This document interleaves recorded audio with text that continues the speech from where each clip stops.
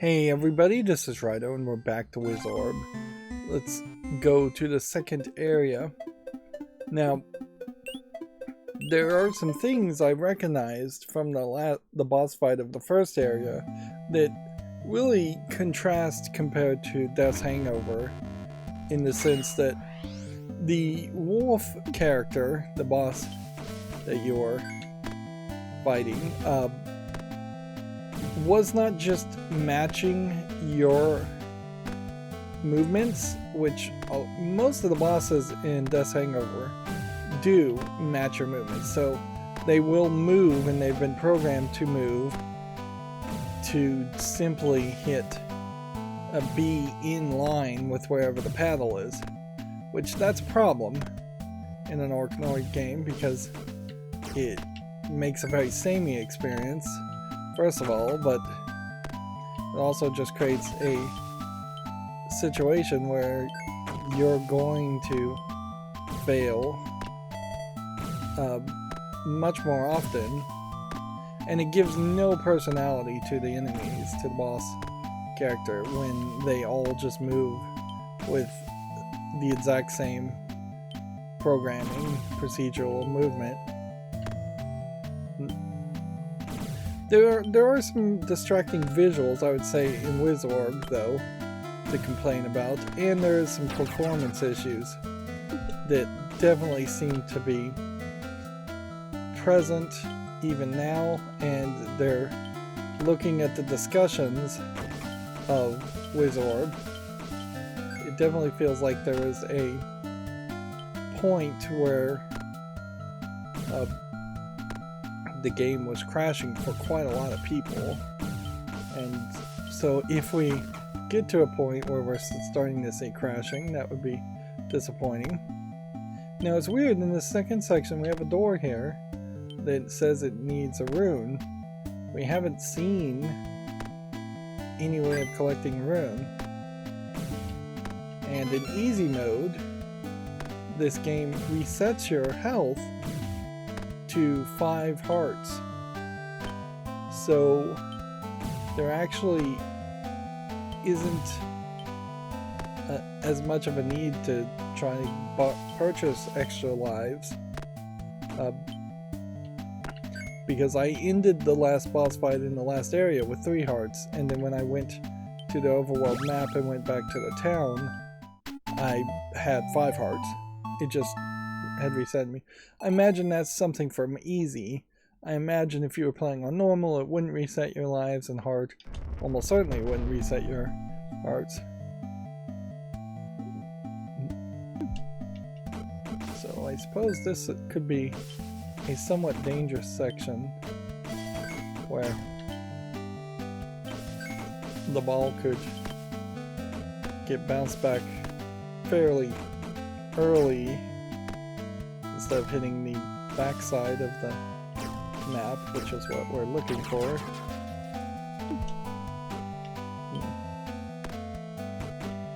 However, this is still better than the enemies in Death's Hangover, where the enemies would literally come so close that they would touch the paddle and kill you.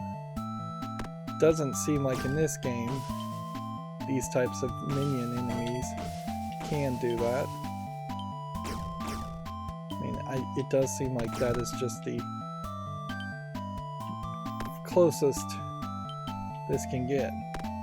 We should just see what happens. Nope, you can be right over the enemy and you can even interact with them and bounce them back, but they cannot hurt the magic wand. That being said, we have to hit all of these minions, which are effectively just bricks that are moving.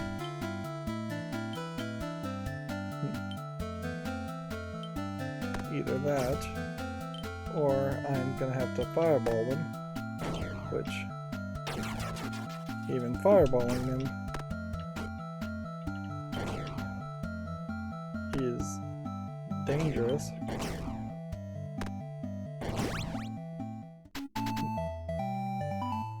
Doing that took half of my magic power, which you probably want your magic power to be about halfway full, because very early in most of these levels you have a decent chance of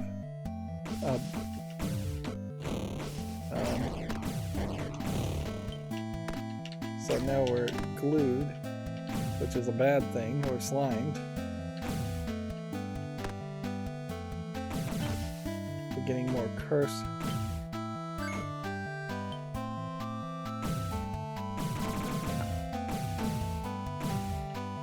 Yeah, I don't like how the bricks just kind of disappear in a wall of light. That does seem a little unnecessary visually.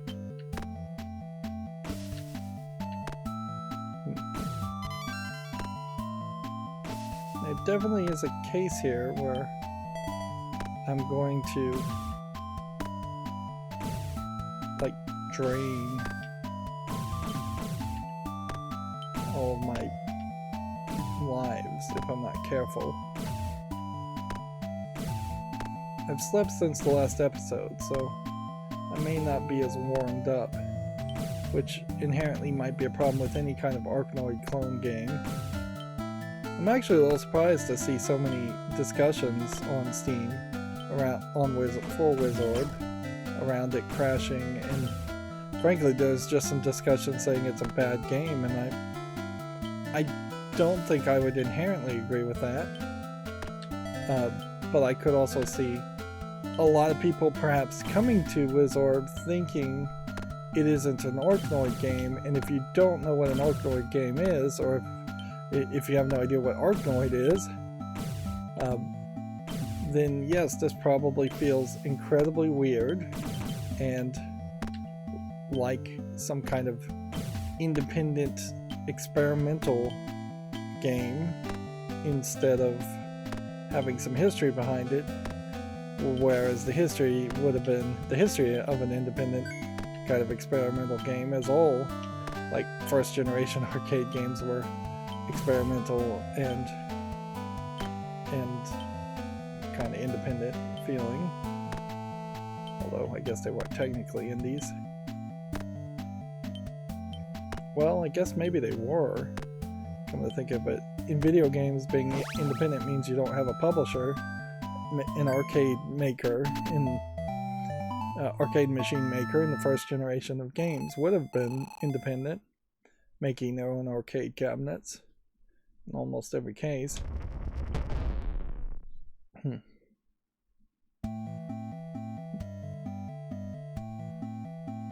These levels definitely feel way better than Death's Hangover though. There's just some artistry in the level design. It isn't just nearly empty square rooms that you have one brick that you actually need to hit, and then the rest of the level can be ignored and skipped. I would say inherently in any game, if you've created a system in your game where big parts of the content can be skipped, you've probably lost the plot.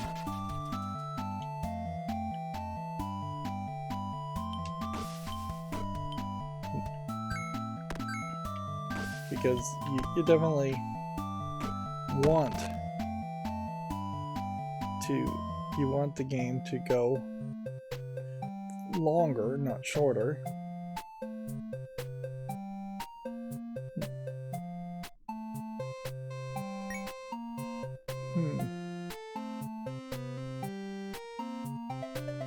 Now, also you want money, though, but you also want lives. So I think it just makes sense to do this. You could keep on doing that. But buying this for 50 or even buying this for 25 is kind of pointless.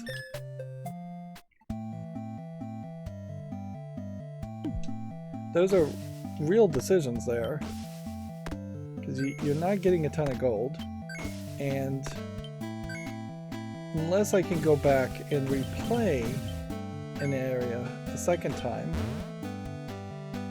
I don't think you can grind for more points to make sure you've fully rebuilt the Taro city.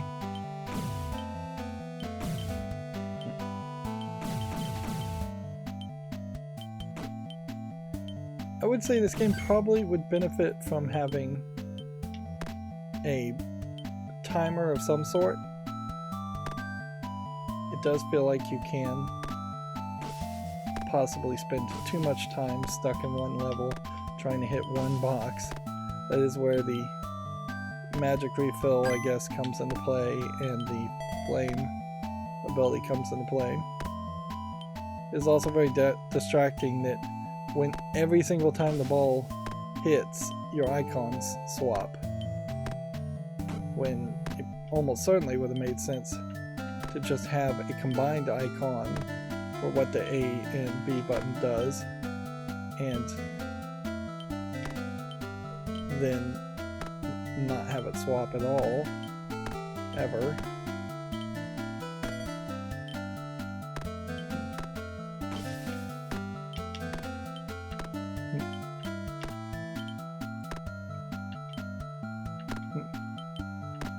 See, we're just getting into that situation where it's too dangerous to keep going, really.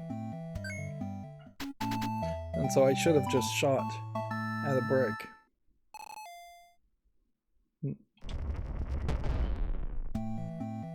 So I spent like 85 gold there, and I earned 75 gold as a bonus. That doesn't make sense.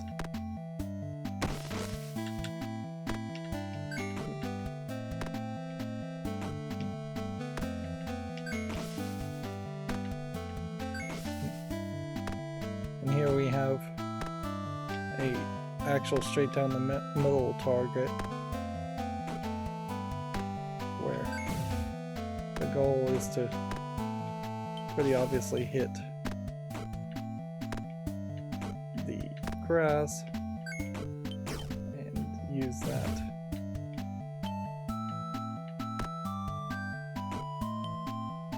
to get to the secret room before we break everything else.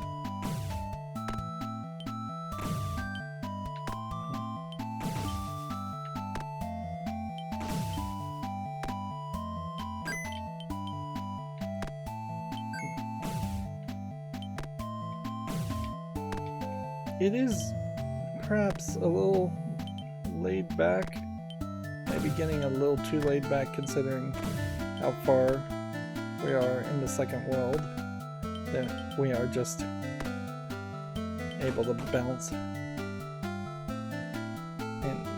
But I mean, probably is exactly what Arkanoid should be too.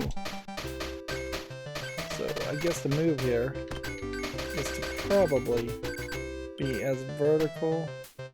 And there we saw another stutter. Yeah, and I kind of have to blame this game for the stuttering. I can't inherently blame my computer. I didn't see any kind of stuttering in Dust Hangover. And when it's not stuttering, I would say the game is very smooth, so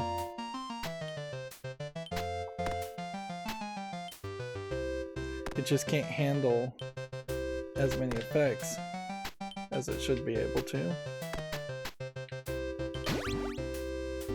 This is probably a game that could do with a update. It's not the kind of game that could be remastered, or unless you're going to add a significant amount of new levels, which if you did that, that would be fine. Oh, that was the shrink curse. And I don't think the shrink curse goes away.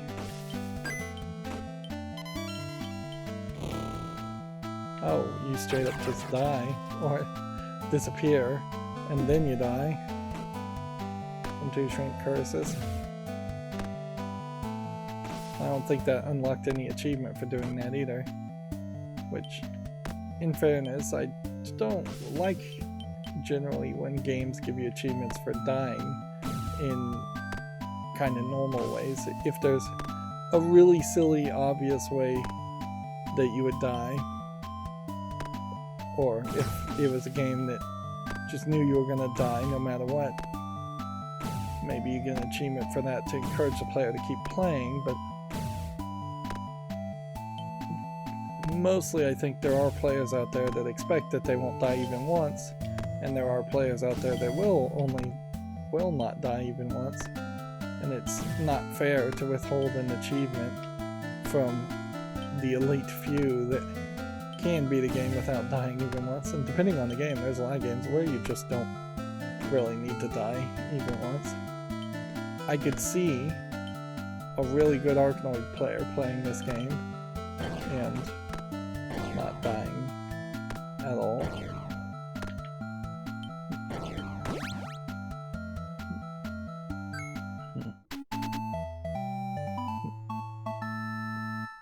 And I definitely need to keep an eye on my lives, because if I get all the way through this level and I have like 5 lives, then I'm obviously wasted my money at that time to buy an extra life. In fact, if I don't even get down to 1 life, I obviously will have wasted my gold points.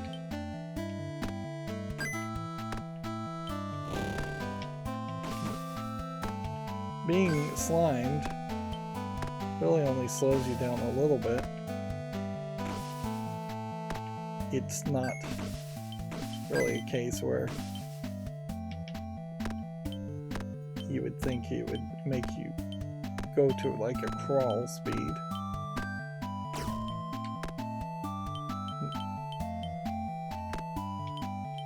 Now, there is a door on the left and right of this whole area.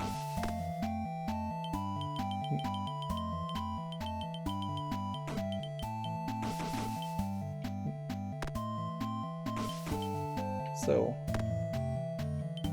if we could get an angled shot there, that was not what I was expecting.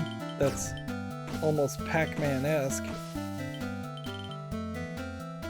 Go through a door and then launch the other way.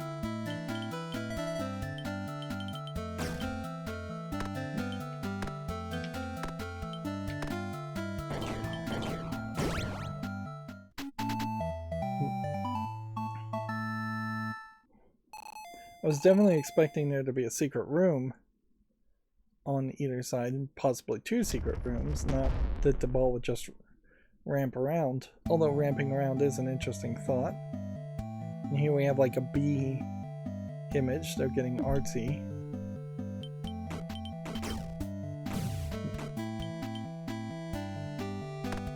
Let's see what happens if we barely move. I have quite a lot of keys, so unless I could sell keys, I probably don't need to buy keys or try to even be rewarded keys. I do think there is a danger in rebuilding the Taro city, that there is very possibly a perfect way to rebuild the city to get the rewards that you actually would need at the correct times. Because certainly getting an extra heart probably is way more valuable in the later levels than it is in the second world or first world. And it's not like it's going to give you a heart every time you visit. Although that would be more of a nice permanent upgrade, is to just always start with 1 extra heart in every world.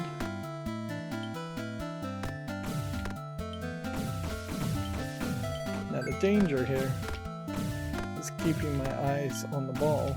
My eyes want to glaze over already.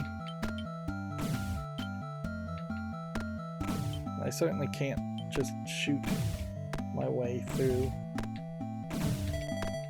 all of this. There's far too many bricks.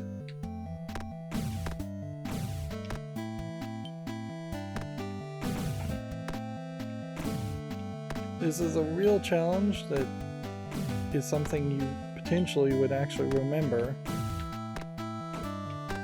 whereas a lot of Arkanoid Cone levels, I imagine, would be fairly repetitive and uninteresting.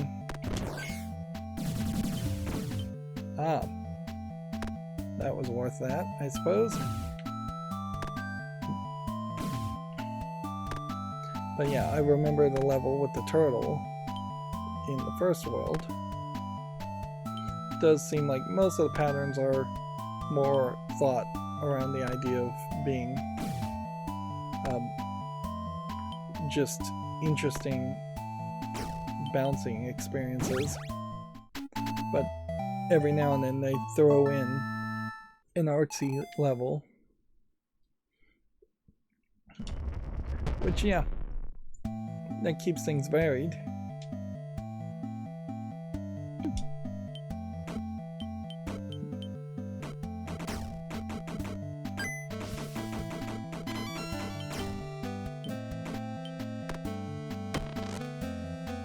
Let's see what's in here.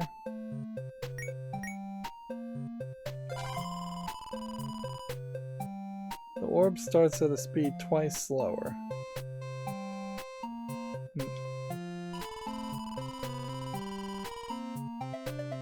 Slow orb. No, I don't think it's worth your money. I don't think anything's worth your money.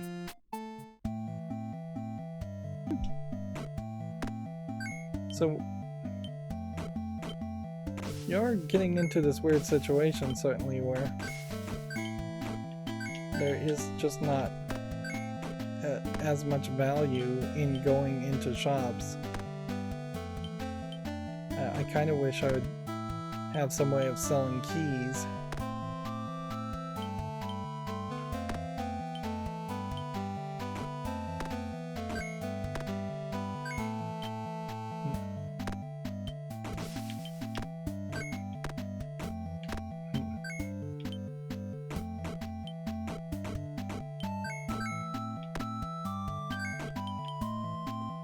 Meanwhile, we're taking just the slower process here of breaking things and collecting coins.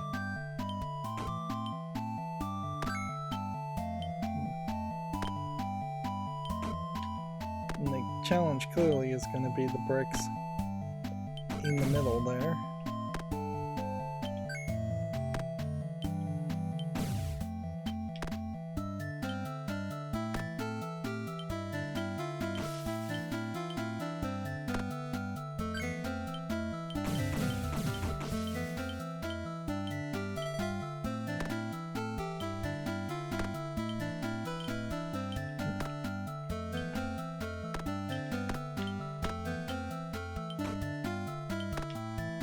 We might as well just keep the ball in play and not try to get to the shop on the other side. If we get to the shop on the other side, good, but if we don't, fine. See, it just feels like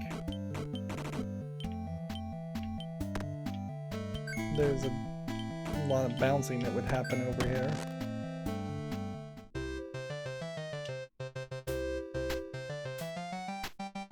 So the idea here, I suppose, is supposed to be something like you just do that. And that just gets everything fairly quickly.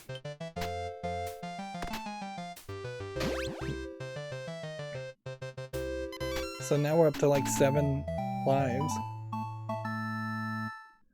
These bonus rooms are worth it though, so you, even if you could sell keys, you would sell keys at the risk of missing a bonus room.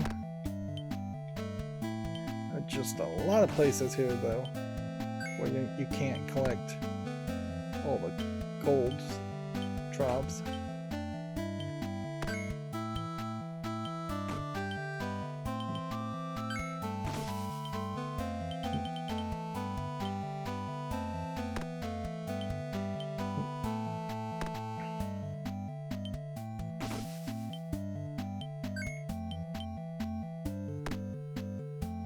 can't really get the ball just like perfectly lined up. And so it will just bounce in the upper play field and you don't have to worry about it.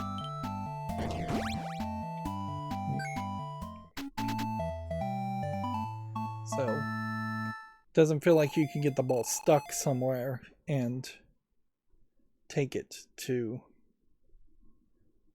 just use your fireball magic. Now if there was an upgrade at some point where you just had infinite fireball magic, that would be nice. But if that's going to happen, it's going to happen because we're going to find one of the 4 guardian characters, I think is what they were called. So right now we have 707 gold points and 2 keys, and we have just finished level 8, and we've gone a little bit longer than I'd like on this episode. So it is taking roughly about 40 minutes to an hour to beat one world. Not terrible, but it does kind of give the feeling that there probably should be maybe a break between the worlds. Cut the worlds in half and have twice as many potentially might be a good idea. Anyways, that's going to be it for this recording. As always, I ask you to like, share, subscribe, comment, and watch every second of my videos. Thank you for watching. Have a good evening.